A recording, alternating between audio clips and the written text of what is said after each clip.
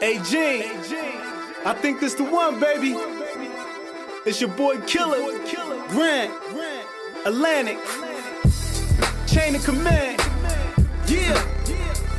Clap, clap, clap, clap. Yeah, listen. I don't know what y'all be doing. We be making that good music. Others try, but don't confuse it. Let me show you why I do it. Jersey.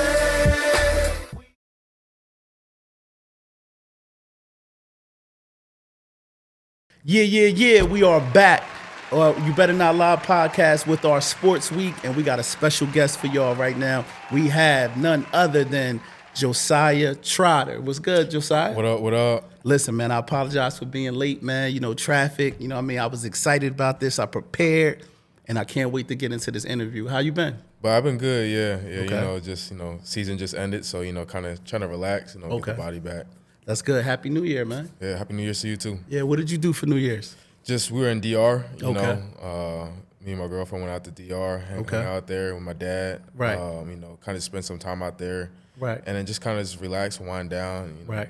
Just like a getaway before things get hectic for you in the season, right? Yeah, because when things get hectic and get going fast, you don't have a lot of time to just sit down, relax, even come back home. So when you get that time to be able to just get away, kind of relax, you want to take that time. All right, that's what's up. All right, so I have a little thing that I do before we go into the actual show. Yeah. And it's like I give you your flowers. You know what I mean? So I'm just going to talk about a little bit of your accomplishments.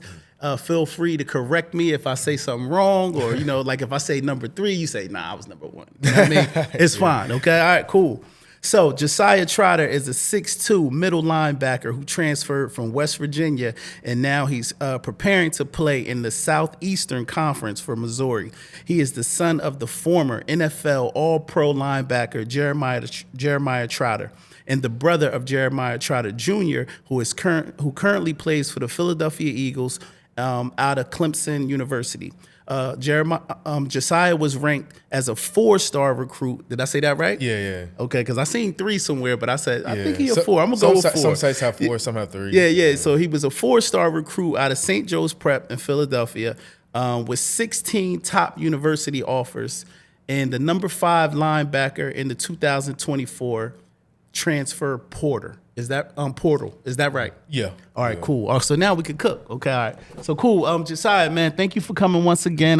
Just tell the fans where you grew up at, man. I grew up in South Jersey all my life. I mean, most people don't know, but I was born in Virginia. Right. That's kind of where I was born, but all my life I've been in South Jersey. Where at? Mount Laurel area. Okay. Really in that area, Hainesport. Went to middle school there and everything, and then of course high school was a little different. But yeah, grew up in that area my whole life, so Jersey's kind of like all I've known, really. What was it like being a kid growing up with the NFL superstar father? Like, what was it? Was it a good thing sometimes, or was it hard? Like when you guys had to travel a lot? No, yeah, it was good. Like I didn't really experience the traveling and stuff a lot, except for like really my sister, since she was older. Like when he was going to different teams, but kind of when I was born, I maybe only had to move really once. Okay. But it was good, when you're younger, you don't really realize it. You don't really think about it too much. I just saw him as dad. That's it. You ain't see him as the big superstar. Yeah, you just see him as dad. All the people coming up to him, asking for pictures, whatever the case may be. But, I just saw him as dad. And, I just seen him as that. And as you get older, you start to realize, He people, a legend, right? Yeah, start to realize, especially, growing up in the Jersey area, and Philly's right there. You going to Philly and just hearing all the stories and stuff like that. And, like, how good of a player he is, and then seeing the different videos and stuff like that. But it definitely helps having him in like the football aspect, of course. Right. How to just train. How to be a man, and also just taking care of business. Awesome. Football wise. But yeah. So how was it in like middle school? Were you like the popular kid? They were like, I know your dad. I watched the game. Like, can you get me tickets? Was they like tripping off you like that? No, I mean, I think some teachers definitely would ask for autographs. They were like, hey, can your dad autograph this? And like, when I was like real young, they didn't really do it. But I was like kind of at certain grades, they would ask, or like, different stuff like that. We went to parent-teacher conferences. They were asking for autographs, stuff like that. So did you feel embarrassed a little bit? Like maybe a little bit, especially like it was like in class, because that's not something I like to talk about a lot or I kind of get into, because I was, I tried to not always like, I don't always like talking about it, like, but yeah, it was not always as awkward, as time goes on, you just realize, that's so. That's just your dad. He just happened to be famous, right? Yeah. All right. So, how old were you when you were introduced to football? That's one part of the question. I would say like 4. I was like real young, just watching like my brother, but he just taught us really early, just like, the football aspect, just like little stuff like it was like tackling a pillow, Right. Little stuff like that, and then just watching. Now, where y'all practicing in the house? Yeah, like, this is like in the living room, tackling the pillow. Yeah, living room, like little couch cushions, Right. Something like that, and then just like having us just run and go tackle it, just working on our form, stuff like that. But just starting at a really young age, and then just seeing my brother play and just watching him, just made me want to play and everything. Nice. And I started. Okay, so what recreation leagues do you remember playing in like South Jersey? When I played with the Patriots, like around, it wasn't like in Rancoke, it was somewhere in the Mount Laurel area. But the Lumberton Hurricanes, that one I was with them for a long time. You know, I remember playing for them all the way up through until high school. Me and my brother both, and but that one was really fun. Playing on that. All the relationships we built from not only the coaches but the different players and everything. Okay, did you do Pop Warner? Yeah, that was kind of like Pop Warner. Okay, that was Pop Warner. Yeah, that was kind of like Pop Warner in that area, I would say. And then because we were with them for so long. It was like when you get older, once you get 7th grade and 8th grade, you kind of have like those older groups. But yeah. I want to shout out your dad too, because he has a YouTube channel, right? So I'm studying your highlight films and stuff last night, and I see that he has films when you were 4 years old and 5 years old, like running touchdowns, like, you know what I mean? Cause it'll say like Josiah when he was 4, like, and you're like running through the kids, running, and then they had one when you were 7. So I said, wow, he was filming this stuff at a real, like, when you guys were young. So that's kind of dope to see the transition from 5 till now at 19, and you're doing real big things, man. So salute to your pops for documenting your journey. You know what I mean? Sure. Word. All right. So growing up in South Jersey, right? Who made the decision for you to go to St. Joe's? Because like growing up in Mount Laurel, like you have Lenape, and then if you're on the borderline of Hainesport, Mount Laurel, you got RV. It would have been dope to see you with the RV jersey on, but who made that decision? Yeah, I mean, really, once my brother, whatever high school my brother was going to go to, that's where I was, of course, was going to be at. My sister, she went to Rancocas Valley, but when it came to us, playing football, we wanted to go somewhere where we're going to get good academics and really good football. Gotcha. And with my whole brother's process, when they were trying to figure out figuring out schools, there was different schools like Roman Catholic, who was in Philadelphia, and then St. Joe's Prep, and then it ultimately came down to St. Joe's Prep. Okay. But it was a great choice to be able to go to school-wise, prepared for college. But ultimately, once that's where he was going, that's where I was going. You just follow suit. Right. Yeah. Okay. All right. So take me through the training that your dad put you and your brother through growing up. Like we already talked about the pillow training. What was next? Like, did y'all have like a setup in the backyard where he just knew like he was grooming y'all for that next level? Yeah, I mean, it started pretty early. Just little stuff like when it came to lifting, like nothing crazy, like. But it was like little bars, like it would be like these little bars that were like pretty long, that were like maybe 5 pounds, 2 pounds, 10 pounds. It kind of went up like that. Right. And then started doing like push-ups, sit-ups, working on our former power cleans and squats with the bar. Okay. And just doing workouts like that, and then going in the backyard where, we go run sprints or gashers or something like that. Have a sled, run with the sled, and different stuff like that. Wow. Where he was putting y'all through that rocky training. Yeah, he was putting us through. He was putting us through it, but at the same time too, allowing us to be able to enjoy it too. At the same time too, he didn't want to push something on us that we didn't love, and he did a great job of just pushing us and just showing us how to work. That's dope. All right, so you had a chance to play with your brother at Clemson. Remember I said earlier when I was giving you your flowers, you had 16 offers. You turned down Clemson. Some fans that may not know why, you had a chance to go on the field and play with your brother and make history, but you decided to go to West Virginia. Why? Yeah, I mean, a big thing for me was like, I was excited and blessed that they offered me, but, I was like, I wanted to go on a different path, create my own name for myself. And, we'd always, we played together in Little League one time. And then we played in high school for, 2 years, 3 years together. Okay. So I was kind of like at the point where I was like, I want to go somewhere where I know that would help me. And then also, but at the same time too, be able to create my own path, create my own name, and, go somewhere and branch out. Okay. And I feel like that was the place I went to was the best place for me at the time. Right. And I wanted to ask you this too. Like when you're on the field, did you ever do that move, the signature move your dad did, the axe move? Yeah, Did you do that? I actually pulled it out this past season. The first game I did was against Cincinnati. It was maybe like 7 games, maybe into the season, 8th, and then I think I pulled it out. But yeah. All right. So, and I was watching your dad, some film on your dad, and he was saying that when he grew up, he had to, he used to spend hours at night cutting wood with his dad. So that's kind of how he became the Axeman. Yeah. And I think your brother did it in a Clemson game. Yeah. So I wasn't privy to see the clip that you did it. So I just wanted to know, was that something you was trying to carry on too? Yeah, no, it was definitely something trying to carry on. Once when he did it in college, I was gonna do it once. After I got out of my injury and everything, it was something I was gonna do. Okay. It's just like in a moment, you just something you just do. You can't pick it. The axe chooses you. What I say. Right. I like that. All right, let me see what's my. Okay, so on a serious note, man, in February 2023, you lost your mom to cancer. And I don't know if it just kind of came out the blue. You guys didn't expect it, but how did that affect you moving forward with your career? Like all these good things are happening, and then you get this bad news. Yeah, I mean, it came out of the blue with everything that happened. Just getting the call and then kind of just figuring it out because you're at school, you got everything going on, you kind of think everything's going good and everything, at least with what you're hearing. Right. And then kind of get out of the blue, it's like your whole world stops, when it comes to that. For someone like me, I was a mama's boy growing up. I was real close to my mom. Okay. And you the baby. Right, yeah, and I was the baby too. So, it was hard. It was really hard for me, especially at that point. And then, having to go back home and then, just seeing how much, what the cancer does to her and just changed her body from who she was and how I saw her and how she just carried herself and not to be who she wanted to be and just all the stuff she had to just kind of go through and like what it did to her body. Right. It was hard kind of going through that point of it, and just getting through that whole process someone you love dearly and just always will miss, Okay, dope. Are we going to get a tat or you got the tat already? Nah, I never got a tat, but okay. She had gave me, the last thing she had gave me was a necklace. It was like I had a cross on it and I always wore that, and I don't think I ever took it off. And then, got lost one day, just on my neck, and I just was lost. You don't even know where it went, right? Yeah, but I mean, I have pictures, of course, still of her and everything like that. But I always remember every day. Okay. But yeah.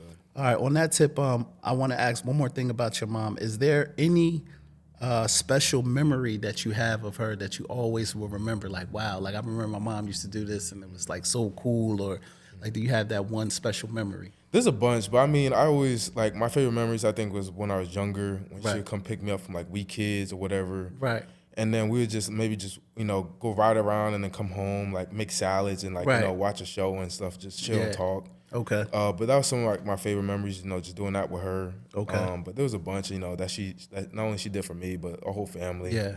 But, yeah. Okay. Now, that's cool. All right, so at the height of your college career, you were injured while playing spring ball with a knee injury. Is that correct? Yeah. How did that affect you? And did it discourage you, like saying, like, wow, like, is this the end of my career?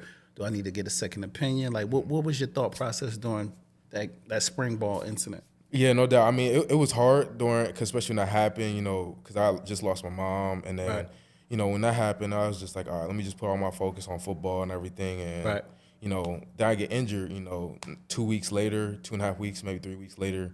And, I was just like, distraught with everything, just kind of like, breaking point. And, it hurt mentally, of course, physically, but just mentally took a toll on me and just spiritually, just wondering why, like, all this had to happen, especially my freshman year, having to lose my mom and just having to ask a lot of questions and wondering and just, just having to pray and just try to figure it out. And, but, I had a lot of support around me.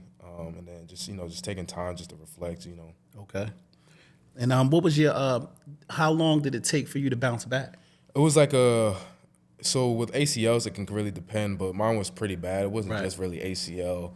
I tore like my ACL, my MCL, my PCL, my kneecap, I popped out of place and tore some ligaments in there.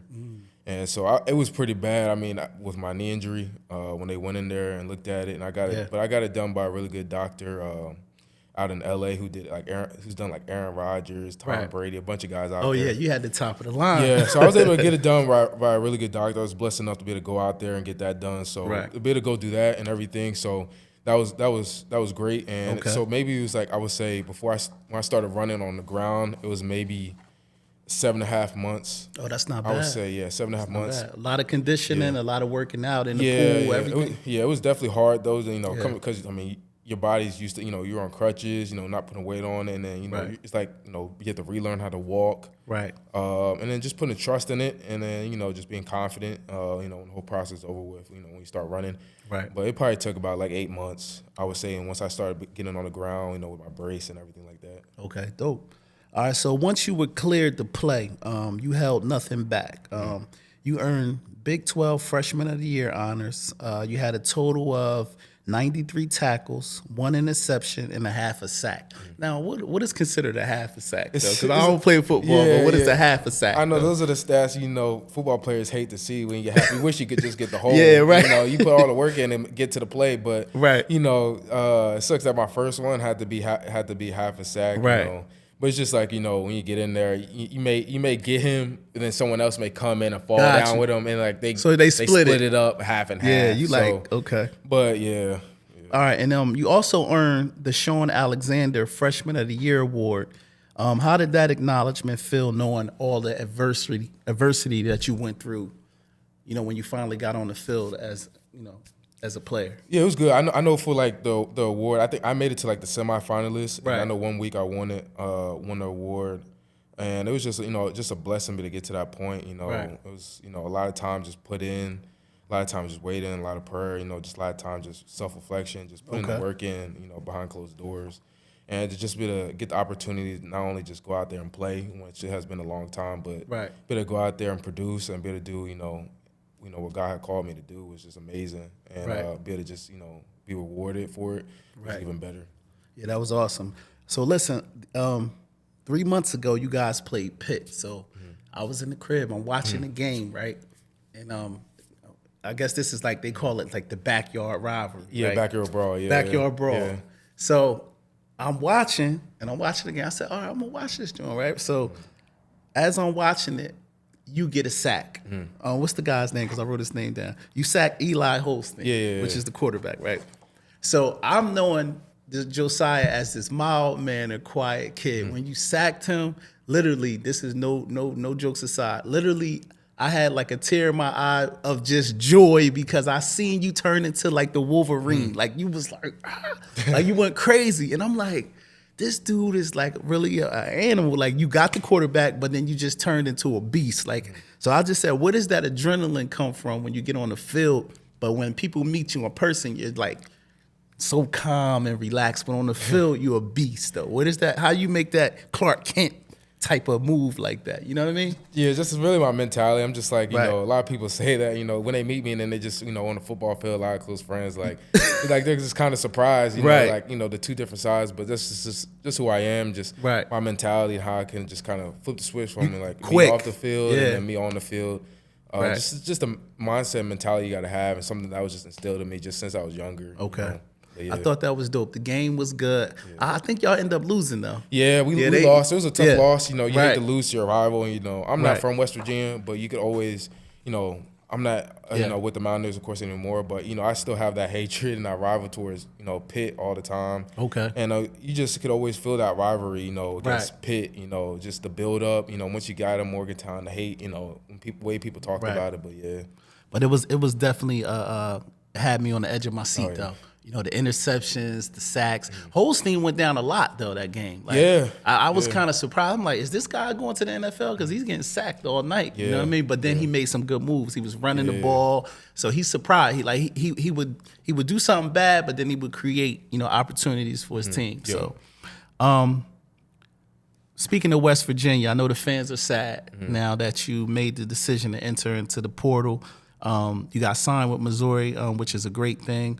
But could you explain to people that may be watching for the first time, like, what was your real reason for leaving West Virginia? Yeah, I mean, mainly just because, like, the head coach got fired. And, like, you know, as a recruit or just as a player, when your head coach gets fired and you're losing all the positional coaches and, like, of course, the main guy who recruited you to bring you in, I mean, it's kind of like, all right, well, I don't want to stay somewhere where, I was recruited to come in and, like, have to go through the whole process, not know what it's going to be like. And once that happens, and it's a whole new landscape now with college football now, where you have a lot of different things where like now you can go in the portal, see what your value is, you can see what options you have as other schools, and you can always come back. But I just feel like it was the best choice just for me, talking to my dad just to go ahead and go into the portal and just see what my options were, what my value was out there.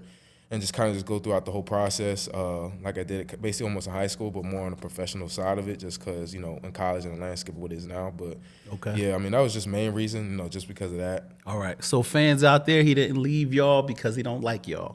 Nah. It was a business decision, right? Yeah. You know what I'm saying? Straight business. Because I ain't going to lie, there's some West Virginia, like, critics, like football diehards. I go look at their YouTube page, and they are pissed. Yeah, I know, yeah. Why do he leave us right now? And I'm just like, but I'm glad you got to explain that. And it was a very good answer, and it's just for the best choice for your career. No, yeah. I mean, I definitely wanted to stay. I mean, if they would have kept Neil Brown, I'd still be a Mountaineer right now. But yeah, no, I definitely I want to stay pretty bad. Okay. All right. So, can you speak on the schools that were interested in you besides Missouri? Like, who else? Yeah, so like Alabama, Florida State, South Carolina, Michigan. Right.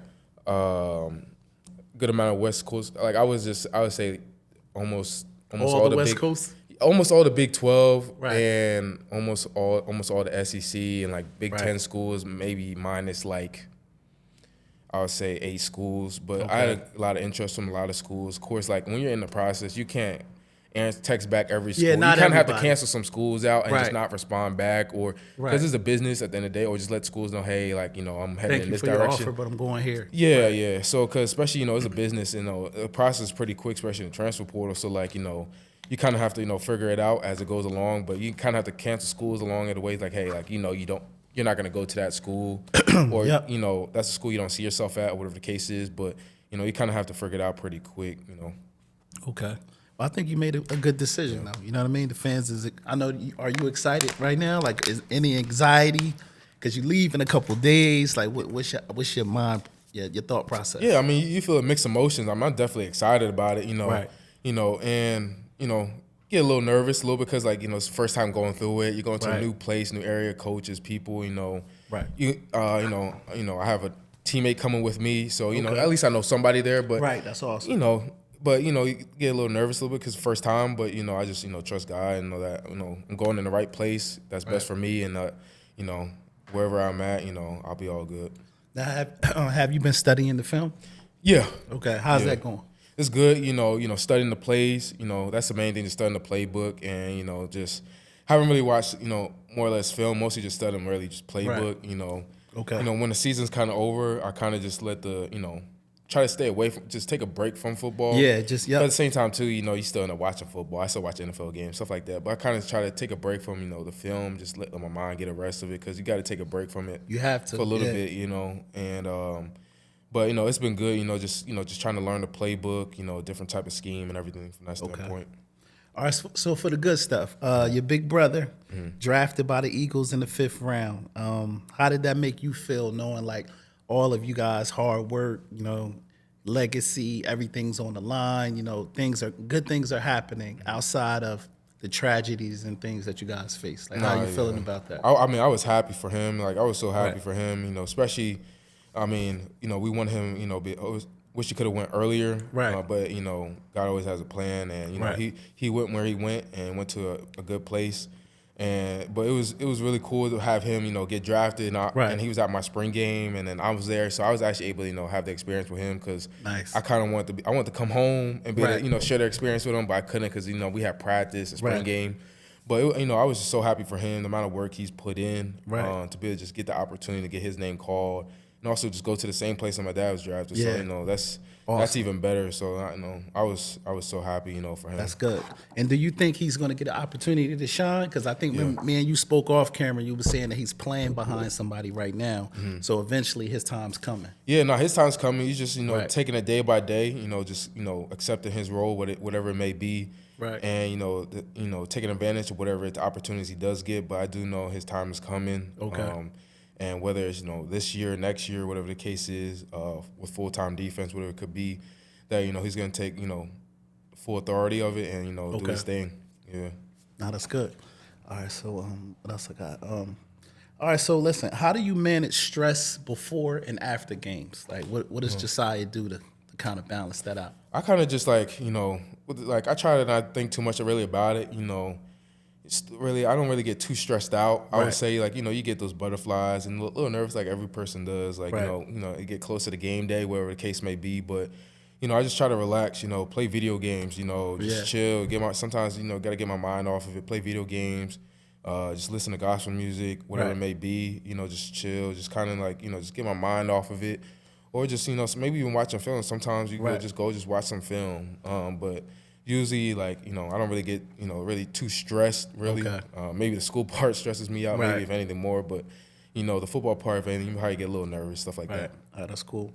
And what techniques do you use, if any, to improve your performance on the field? Like, do you have any special rituals, techniques that you say, listen, I got to go out there and do this time? Or like? No, not for real. I mean, honestly, like if I go out there, kind of maybe, if anything, maybe like walk around, do a quick stretch out there maybe. But, I don't really have like a, set, like, day by day. But I do know, like, as far as like what I eat, I try to eat like, nothing too crazy. Like, no pizza, no McDonald's. Nah, I'm not gonna lie. There was one time this past year, me and my roommate, because whenever we're at away games, sometimes the food isn't as good, we have at the hotel. So, we DoorDash. I'm not gonna lie, we did have Popeyes the night before. And then I think he ate some the morning of the game because it was like a later on game. And that was probably the only time it was probably a little drawn. But other than that, I just try not to eat anything really too crazy, So what you eat, like just say if you guys do just go crazy on some Popeyes or Chick-fil-A, that can affect your play in the game, like because it's like greasy and all of that? Or I mean, it can, but when you're young too, you're not gonna feel off. as much like you burn it off. I mean, I wouldn't advise to do it every week, but or do too crazy. I feel like it could probably affect it a little bit, but I mean, when you're young too, it's not gonna affect you too much. But you start getting older, you can't really do it as much. Metabolism don't break down as fast. Yeah. All right, so what would you tell a young kid that wants to grow up and be like Josiah Trotter, as far as he says, he watched your journey from Pop Warner or the Lumberton League and said, he sees you at West Virginia, now at Missouri, and said, I want to be like him. Like, what would you tell him, like how to get there, like as far as like everybody's not gonna have your journey with the NFL Pop, right? No doubt. But what would you tell him the ingredients of being a successful college football star? What does he need to do? I would just say, one, just, keep God first, be grounded in your faith, and, two, just work hard, have the right people around you. Who you're surrounded by is who you're going to be. And you got to have, those right influences around you. And I was blessed enough to not only have a father, but, a brother who taught me and showed me, how to work hard, have that mentality on that field. And then just, when you're working out, how to carry yourself. So having the right people around you, don't have people that are going to bring you down mentally, or the aspect can be. Surround yourself by people who are better than you or who want to be great. And I like that. And I would just say, work hard, and I feel like those three things right there, just as itself, is going to put you ahead of the curve and help you out to get to wherever you want to be in life, whether it's football, sports, working force, whatever it may be. I feel like that's three biggest things. No, that's some good advice. All right, so listen, if you're blessed, due to your hard work, and you get to grace that stage and get drafted, have you already thought about where you want to play, or are you just going to go wherever God puts you? Wherever God puts me, honestly. I mean, shoot, whoever's really signing the checks, Right. I mean, everyone, some people may have certain teams, but honestly, it doesn't really matter to me. I mean, of course, I want to be on a good team. I want to win football games, but at the end of the day, you're trusting that, wherever you go is the best position. But hopefully I go somewhere where, best fits me, my scheme, and hopefully I can, be there and that's best for my career. Well, your dad, I'm gonna shout you out, Jeremiah. He said that when your oldest brother was gonna go in, he said, I hope he don't go to the Cowboys because I'm never wearing his jersey. Let's just say the Cowboys say, hey, we want Josiah Trotter. You know what I mean? Yeah. Can you go to the Cowboys, and is dad gonna give you a hard time if you come home with the jersey? Nah, he's definitely not gonna give us a hard time. I know, like, even with my brother, like, if he would have got drafted, I know He probably wouldn't have been able to maybe wear a jersey. He would have wore one of our college jerseys. Right, that's what he said. Like yeah. But he wouldn't have been able to put a college, NFL, Cowboys jersey on, which we all understand. Especially as Eagles fans. That's growing up Eagles fans, and we don't like the Cowboys. My best friend being a Cowboys fan, we hate the Cowboys, and it's trash talk back and forth. So. Right. Okay. All right. So, what's the best advice your dad has given you over the years as far as your athletic career? I would say for just me personally, just being to own up and not make excuses and just be able to listen, be able to take advice. Okay. Especially for someone like him who's been to help me not only just on the football aspect of it, but as a man, just in my life, helping me with different things. Right. Where I don't know as much as he has because he's much older. He's been through things I haven't. Right. And just being able to take advice from him, be able to listen, and just listen to him with what he tells me. Right. But yeah. And I think he's doing good because, like you said, he's there to guide you on your decisions. You made that quick decision to go in the portal, and look how it worked out. And I'm sure your dad supported you. Yeah, no doubt. Yeah. So he definitely knows what he's talking about. Yeah, no doubt. Yeah. You know what I'm saying? Yeah. All right. So I got 2 more questions, and this was a great interview. I appreciate it, man. How would you handle criticism from coaches, teammates, or opponents? Have you ever been in that situation where those 3 things that I named, coaches, teammates, or opponents, have given you criticism, and how do you react? Yeah, no doubt. I mean, I received it from all 3 phases. Right. Having my dad as my coach, but then also as my father. So, right. But just also from coaches, you have to be able to listen, be able to take that criticism, and be able to reflect and be able to see what you did wrong. Right. Whether you think the person is right or wrong about right. it, you got to be able to listen to them, have the same respect for them. Okay. And also be able to just take that criticism in, be able to try to see what you can do better and fix that.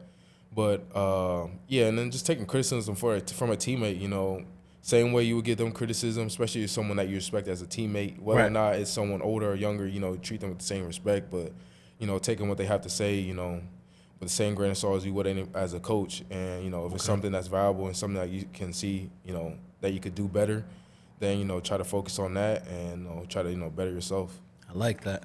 And the last question is, what do you think makes a great leader on the football field? I mean, I feel like for me, I'm more of a vocal guy, but I feel like for everyone, it could really be different. I mean, some guys are more action-led, some guys are more vocal, some guys are both. Some guys, don't really talk as much. So it really depends. But I feel like, a great leader, especially I feel like for my position, is someone who's going to be a vocal guy, but also an action-led guy who's going to be accountable for not only himself, but the whole defense. And be the first one out there to take responsibility, the first one to go out there to lead his team, but also be a vocal guy to help not only motivate his guys, but push his guys past their limits and also the standard that he wants them to get to. Okay. All right, so there you guys have it. Josiah Trotter, he's getting ready to head off to Missouri pretty soon, and he stopped by for sports. And this is our episode 140. And make sure y'all like, share, and subscribe. Make sure y'all follow this good brother. And stay tuned to what he has coming. And you seen him before he hit the NFL. We gone.